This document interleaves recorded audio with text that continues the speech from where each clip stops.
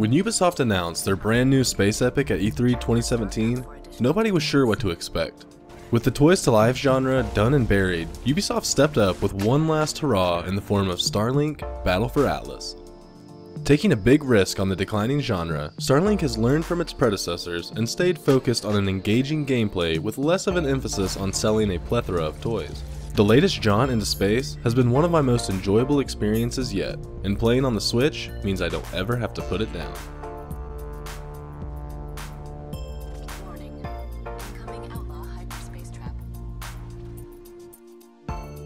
In Starlink, the crew of the Equinox has arrived in the Atlas system to help the alien entity known as Judge find his people. Captain Grand, who developed the process for creating a powerful resource called Nova, is captured by a mysterious enemy looking to control a long-dormant army known as the Legion, which requires Nova to power their forces. It's up to the crew of the Equinox to hold the Legion at bay and rescue their beloved captain. The Atlas system houses a small handful of planets, each with its own unique ecosystem, flora, and challenging enemies. Exploring these worlds remind many players of No Man's Sky for its bright, vivid colors and seamless travel from planet to space. Yet, instead, we get a tightly knit experience of a star system in chaos rather than the barren vastness of space. Each world needs your help to clear the Legion forces by destroying imp mounds, shutting down extractors, deciphering spires, and decimating primes.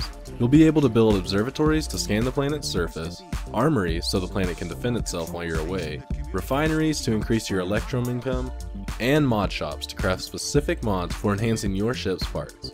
Mods are incredibly useful for enhancing stats or adding effects like reducing kickback or increasing concussive force to knock enemies around.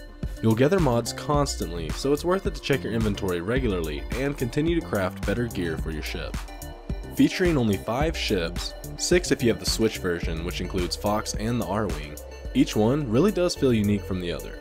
The R-Wing is purpose-built for performance. The Zenith has high energy reserves but otherwise feels like an average vessel. The Lance is incredibly fast and lightweight. Wings will change the weight, handling, or energy levels of your ship, with up to 3 wing parts able to be combined on each side as well as a connecting weapon. These can make for some strange combinations, but you'll quickly find the ones that work the best for you.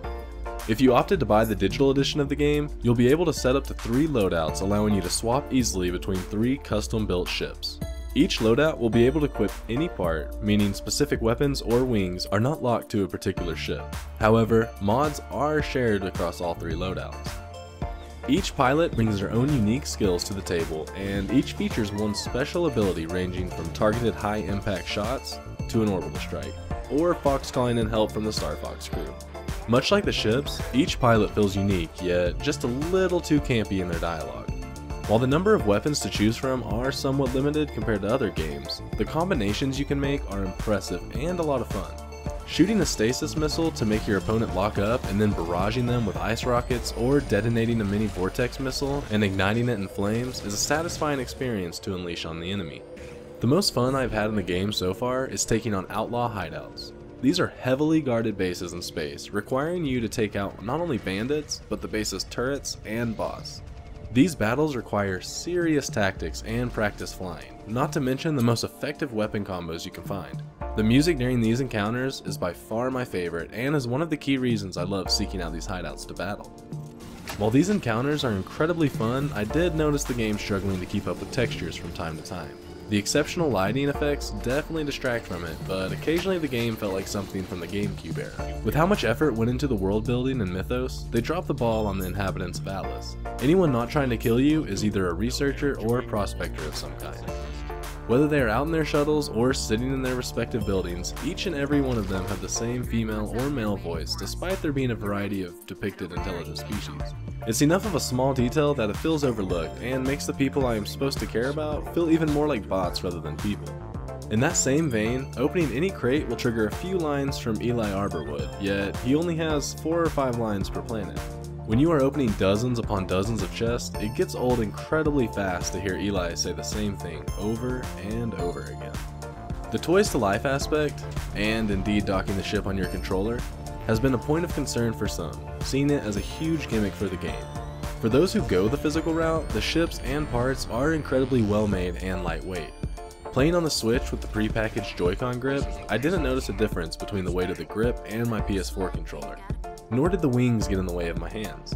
Swapping pieces off and on the ship is easy and very satisfying to watch happen on screen, and when you're not playing, the ship really does make for a cool model to have on display. For those who hate the idea of owning the toys, Starlink comes as both a digital and digital deluxe version, with the former offering 4 ships, 9 pilots, and a dozen weapons, and the latter unlocking everything from the start. These are great options for those who want to play the game and don't have any room for the toys, as the digital version costs the same as the standard game, and the deluxe only a bit more. While it's nice to have this option, there's something to be said for seeing your ship in your hands and clicking each piece into place. I hope we see more iconic characters added to the roster in the future. Who wouldn't want to fly around through the Atlas system as Samus, Captain Falcon, Master Chief, or any number of third-party characters?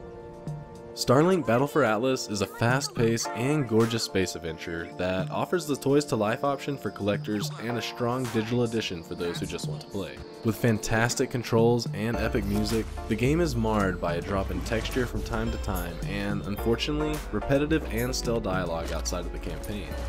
Building and leveling up ships is a lot of fun, and some of the battles can be truly epic. Starlink has quickly become a game hard to put down, and I hope this is the beginning of a growing franchise. So what are your guys' thoughts on Starlink? Do you plan to pick it up on the physical or the digital edition? Let us know in the comments below, and as always, follow COGconnected for all your video game needs.